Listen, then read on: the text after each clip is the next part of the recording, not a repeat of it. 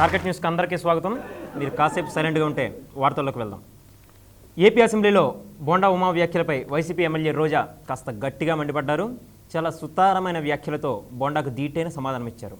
రోజాతో మా ప్రతినిధి Kiranmayi face to face. గత అసెంబ్లీ సెషన్లో కూడా బుచ్చయ్య చౌదరితో పాటు ఇలాంటి వాగ్వివాదాలు జరిగినట్టు తెలుస్తున్నాయి. అటు అసెంబ్లీ సెషన్లో కూడా ఇలాంటి పరిస్థితులే ఎదురవుతున్నాయి. మరి మీకు వ్యక్తిగతంగా వీళ్ళు టార్గెట్ చేస్తున్నట్టు అనిపిస్తుంది? ఏం చేయగలరండి? నన్ను చంపగలరా, రేపు చేయగలరా? రేపు చేసే ధైర్యం లేదు. అయితే చంపాలి, లేదా ఎస్సీ ఎస్టీ కేసు పెట్టాలి, అంతకన్నా ఏం దిక్కులేరు. సార్, మొత్తంగా అయితే ఇటు రోజా గారి విమర్శలు కూడా అటు చాలా తీవ్రంగానే ఉన్నాయి. చాలా తప్పు కిరణ్మయి. ఆమె చాలా సుతారంగా చెబుతుంటే తీవ్రమని ఎలా అంటావు? రోజా సంగతి నీకు తెలుసు కదా, అంతకంటే ఇంకెంత సాఫ్ట్గా మాట్లాడాలి?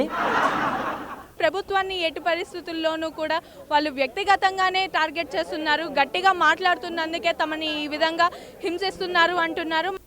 కిరణ్మయి, రోజా ఒక్క మాట అన్నారు కదా, మిగతావన్నీ ఎప్పుడన్నారు? ఓహో, నీతో అన్నారేమో అనుకుంటా. కానీ ఇక అసెంబ్లీ మీడియా పాయింట్లో రోజా చేసిన వ్యాఖ్యలపై ప్రెస్ మీట్లో ప్రస్తావించినప్పుడు ఆమె ఏమన్నారో మీరే చూడండి. మీరు మీడియా పాయింట్లో రేప్ చేసే ధైర్యం లేదనేటటువంటి కొన్ని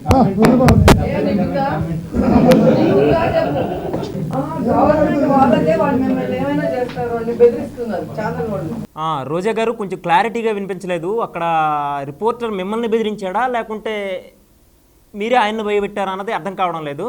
దయచేసి మరొకసారి ప్లీజ్. మీరు మీడియా పాయింట్లో రేప్ చేసే ధైర్యం లేదనేటటువంటి కొన్ని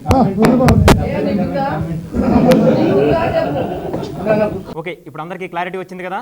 ఇక వివాదాస్పద బాబా నిత్యానంద తాను 6 ఏళ్ల బాలుడు లాంటి వాడినని, తనకు పురుషత్వ పరీక్షలు జరపాల్సిన అవసరం లేదంటున్నారు. అదొకసారి చూద్దాం.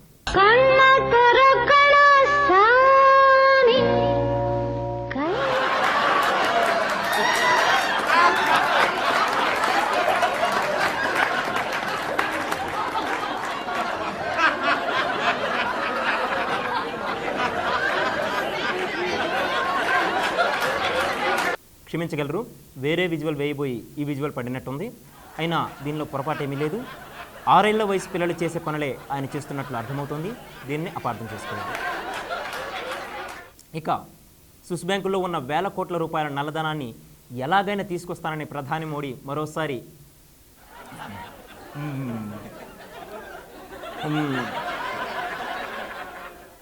ఉద్ఘాటించారు. ఓకే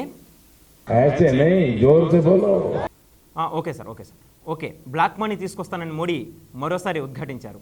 मेरे कांकेर के भाइयों बहनों मुझे बताइए कि हमारी चोरी किया हुआ पैसा वापस आना चाहिए कि नहीं आना चाहिए? ये काला धन वापस आना चाहिए? ये चोर लुटेरों से एक रुपया वापस लेना चाहिए? इस रुपयों पर जनता का अधिकार है कि नहीं है? ये रुपया जनता के काम आना चाहिए। अरे एक बार ये जो चोर लुटेरों के पैसे विदेशी बैंकों में जमा है ना, ये भी हम रुपये ले आए ना। ఎప్పుడు తీసుకొస్తావు స్వామి అని మాత్రం అడగొద్దు. ఎందుకంటే బ్లాక్ మనీ తీసుకురావడం ఎంత కష్టమో మనందరికీ తెలుసు. लेकिन दुनिया के देशों में हिंदुस्तान से लूटा गया जो सामान, पैसे, रुपये रखे गए हैं, एक एक पाई लाई जाएगी और गरीब की भलाई के लिए काम लगाई जाएगी. చూశారు కదా, అధికారంలోకి రాగానే బ్లాక్ మనీ తీసుకొస్తానని ఎన్నికల ప్రచారంలో ఎన్నోసార్లు చెప్పారు. దానికి తగ్గట్టే ఆయన అదే ప్రయత్నాల్లో ఉన్నారు. తాను మాట మీద నిలబడే మనిషిని, కావాలంటే వచ్చే ఎన్నికల్లోనూ ఇదే వాగ్దానం చేస్తానని మోడీ సవాల్ విసిరారు. देशों में हिंदुस्तान से लूटा गया जो सामान, पैसे, रुपये रखे गए हैं, एक एक पाई लाई जाएगी और गरीब की भलाई के लिए काम लगाई जाएगी. ఇక తెలంగాణ, ఆంధ్రప్రదేశ్ రాష్ట్రాల్లో ఒకేసారి 2 భారీ ఎన్కౌంటర్లు జరిగాయి. అయితే ఈ 2 ఎన్కౌంటర్లు భూటకమేనని ప్రజా సంఘాలు, ప్రతిపక్షాలు ఆరోపిస్తున్నాయి. వికారుద్దీన్ హత్య చేశారని, దీనిపై వెంటనే విచారణ జరిపించాలని ఆయన తండ్రి డిమాండ్ చేశారు. ऐसे में जो है ना इनकाउंटर हुआ बोल के उसके अंदर बता रहे थे न्यूज में.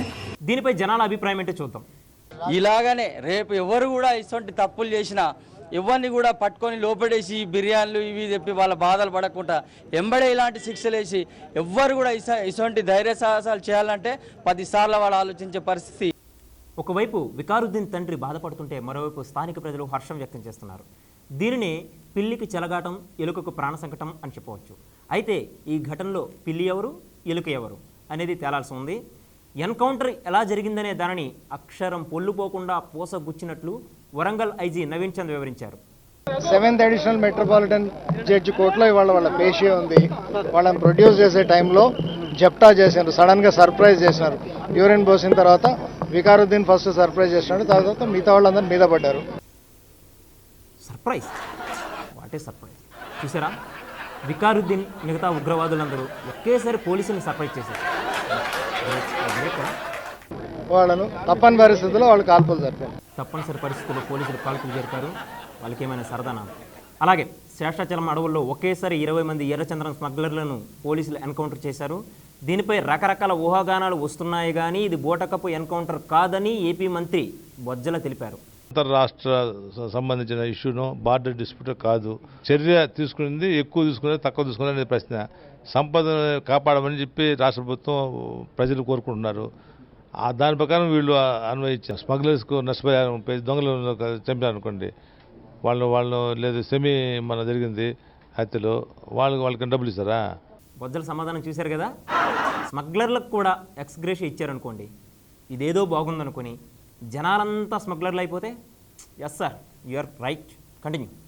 మామూలు కూలీలకు సేద్యం వ్యవసాయం వస్తే కూలీలు అంటారు. వ్యవసాయం కూర్చున్నాడు వాళ్ళ, లేదా గడ్డి కోసం వచ్చారా? వాళ్ళు వచ్చింది చెట్టు కొట్టడానికి వచ్చారు. స్మగ్లర్స్ కాకుండా ఏమంటారు వాళ్ళని? ఇదే అంశంపై ఏపీ డీజీపీ రాముడు క్లిస్టల్ క్లియర్గా వివరించేశారు. ఇట్లాంటి ఆరోపణలు వస్తూనే ఉంటాయి, బట్ అదే వాస్తవం అనేది నిదానంగా తెలుస్తుంది. వాస్తవం తెలుస్తుంది, మీకు తెలీదా వాస్తవం? ఏంటి సార్ అడగడం ఏంటి సార్? ఎవరికి తెలియదు, అందరికీ తెలుసు. మీకు వాస్తవం తెలిసినప్పుడు మిగతా వాళ్ళు కూడా అర్థమవుతుంది. ఇక బహుముఖ ప్రజ్ఞాశాలి లక్ష్మీ ప్రసన్న అద్భుతమైన పాట అందుకున్నారు, ఒకసారి చూద్దాం.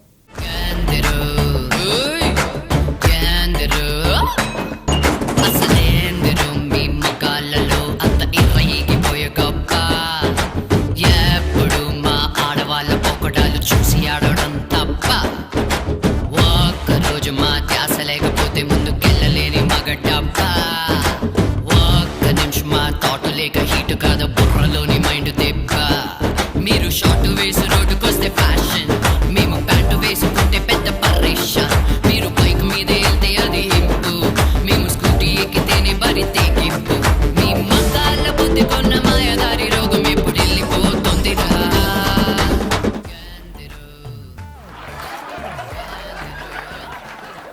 ఈ కసంతా నీదేనమ్మా, ఎందుకమ్మా అంత కసి మా మీద?